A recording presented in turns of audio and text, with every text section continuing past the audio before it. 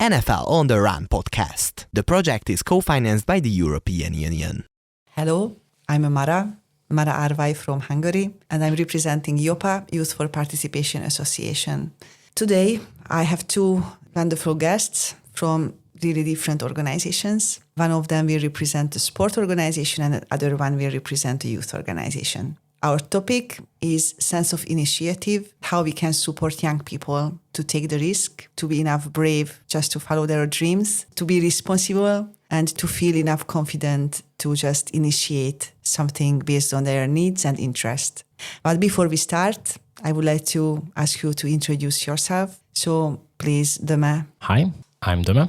I'm from Hungary as well, and I'm representing the Vude Martial Arts Association. Thank you. Carmen. Hello, my name is Carmen, and I'm representing Ambitia Institute from Slovenia. We're dealing the non-formal learning. So welcome to this podcast. The topic is really important, and it's really something which nowadays it's like an essential topic for the daily life of young people, because being independent, being enough self-confident, just to believe in ourselves is really necessary, and it's a very important skill meanwhile we are becoming an adult. So sense of initiatives is such type of skill that it is really needed to be self-confident citizen of our local communities and even in European level. That would be really nice to get some information. What are the methods, tools, some good examples or even approach, how you support the sense of initiative of young people through the activities that you offer for young people on behalf of your organizations. So, Döme, if I can ask you to start. Yes, sure. So at the Vude Martial Arts Association, we teach Wing Chun Kung Fu for kids and for adults as well. And the initiative skills are very important here because Wing Chun is closely related to taking initiative. So we have some core principles for this, like forward intentions, simultaneous attack and defense, and intercepting the opponent's movement. I think all of them are closely related to take initiative. For example, the forward energy, the core principle of forwarding energy is like we are teaching the kids and adults as well to move forward assertively and not passively, waiting for the opponent's actions. I believe this is building the habit of taking initiative in confrontations, both physically and mentally. Also, we do this simultaneous attack and defense as well. The concept is attack the attack rather than blocking, and this is require proactive thinking, which is very important when we are talking about taking initiatives. Also, this trains practitioners to act decisively under pressure, reinforcing the importance of taking initiative in problem solving and conflicts. Also, Wing Chun emphasizes direct, efficient responses. Instead of reacting with a delay, the practitioner takes the shortest path to disturb the opponent's structure. Again, a mindset of initiating rather than following. Also, for kids, we have a game. We call it the kite game. The kite is a predator bird. As Hungarian says, this is called kányajáték, where the teachers are the predator birds and the kids are taking each other's hand and walk in the room. And we, as the kites, we try to grab them and take away from each other, and the other has to protect his partner, so he has to come up with a defense strategy against us. Also, we teach them to take initiative in self-defense situation, as I said before, because the Wing Chun is mainly a defensive martial art, so we have to teach them to be brave enough to defend yourselves. Thank you. May I ask you, Döme, just because you are still very young, if you can remember or recognize in your daily life that thanks to the Kung Fu, what type of sense of initiatives you improved personally that you can maybe bring up as a good example in your life? I improved my self-confidence thanks to Wing Chun Kung Fu. For example, I did a public speech about stress management a month ago for 500 people in live. So I think if I wouldn't do Kung Fu, I wasn't able to do this. So it means that Kung Fu made you brave. Braver than before, yes. Thank you, Döme. Carmen, what your organization offers for young people that you can recognize that, yes, for sure, that the young people can benefit from it as they can become maybe braver and then they can really improve their sense of initiatives? It was actually quite interesting listening to them because you're talking about this personal experience that's very intimate for each of your practitioners, while our initiatives are more focused on, of course, yourself as a young person, but also how to make some change in the society. Because the way the youth work and also Erasmus Plus work is that whatever you do, it's supposed to have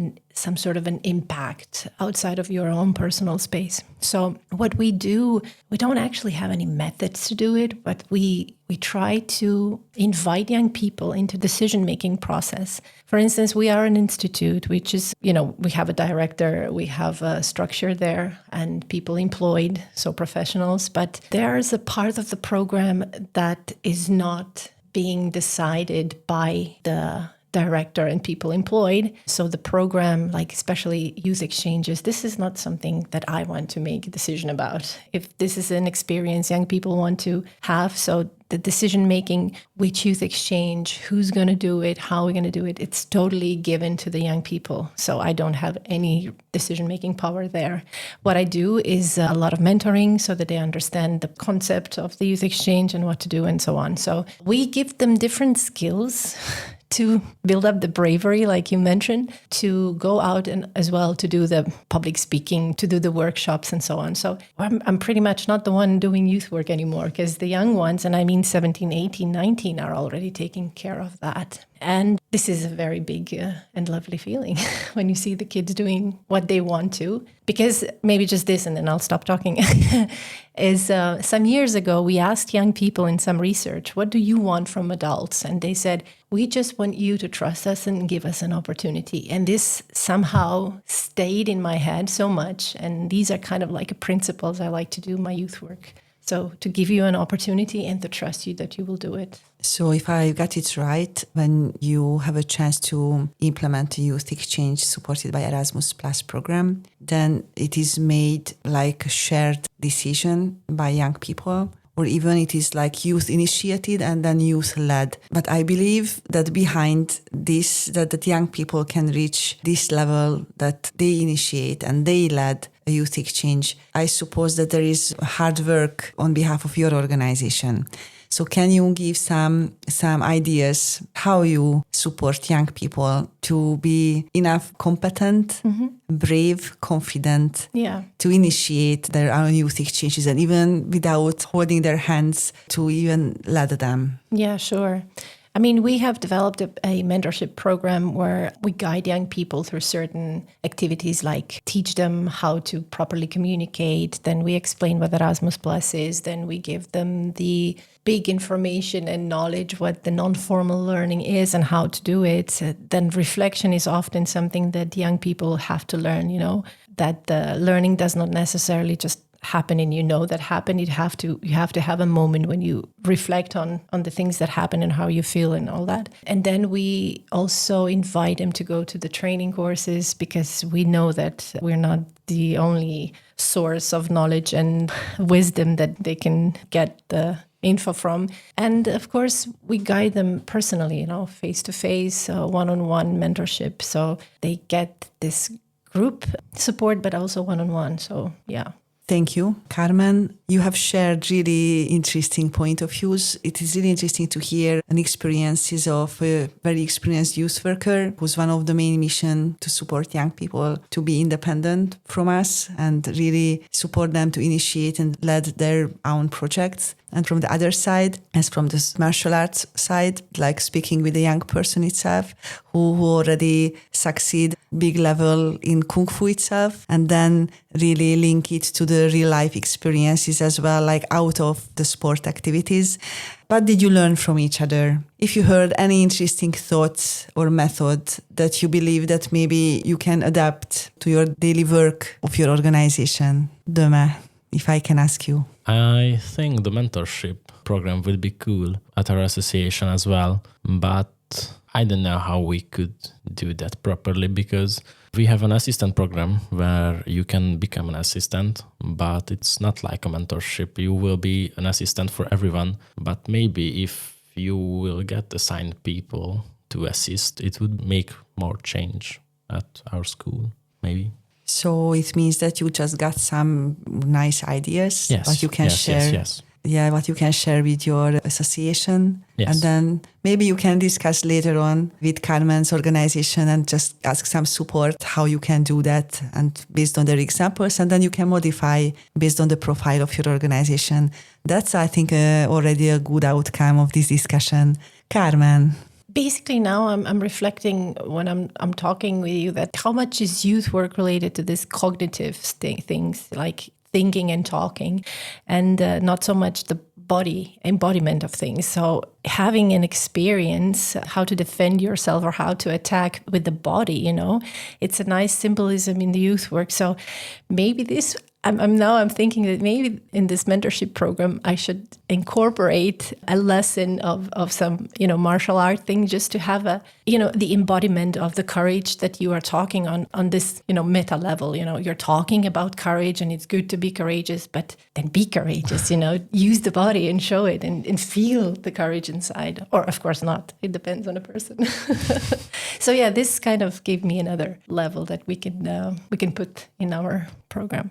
Somehow I just feel that you just have started to think of a common cooperation, how you can reach your daily work, and the approach that how you work with young people, just to start to cooperate in this level, taking ideas from each other. So maybe we will have another podcast when you can already share that, okay, we improved together from two different fields, something which has never existed yet, but then there are in two different fields. We are using such type of methods that we improved together. What do you need to know more about the mentorship and about the techniques and the martial art techniques? I don't think it makes sense for you to tell me the techniques, because you cannot. What I would be interested in, well, here's the thing. Youth work, the way we do it, it's like I said, is very cognitive, which means a lot of talking, debates, and so on. So,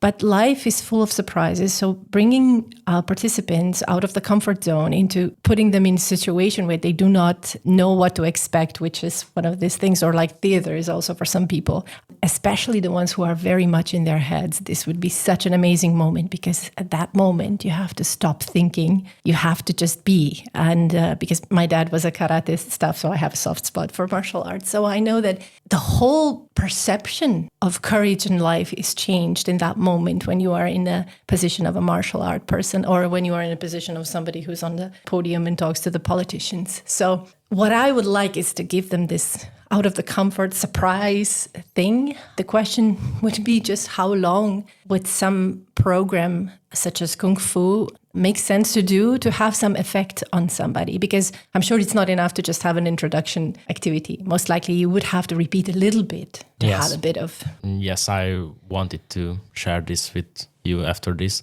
but for doing Kung Fu for 1 hour, it won't change anything. But I think very, very strict 3-day workshop would be enough to start the changing process. 1 week would be even better. But if you want to do through 1 week, you can put other activities in the workshop as well. But I think 3 trainings is necessary per day, and the 1 week is the perfect. That's why we do our summer camps for 1 week for one group, because practicing Kung Fu for first time is scary. But if you are doing it in a safe place, people who you know, and for 1 week, it would start the process of changing.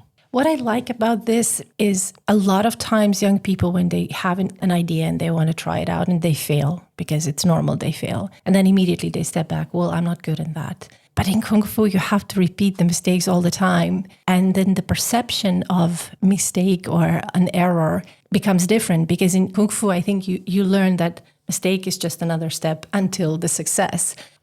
And you have a very clear vision how to do that. What I can tell to young person is just, well, keep trying. You will do it next time. But it doesn't have the same effect as something like a martial art would have. So I think this teaching young people that failure is okay, you can do it better next time, would be much better through your methods than just having a conversation with them. So I feel that we are like already in the middle of a new project, like coming out from this our initiative among different fields. So hopefully next time when we will meet, we will hear some new proposal. It's combination of martial arts and youth work, and then how you both can support almost the combination of different methods, the sense of initiatives of young people. Thank you very much. Thank you.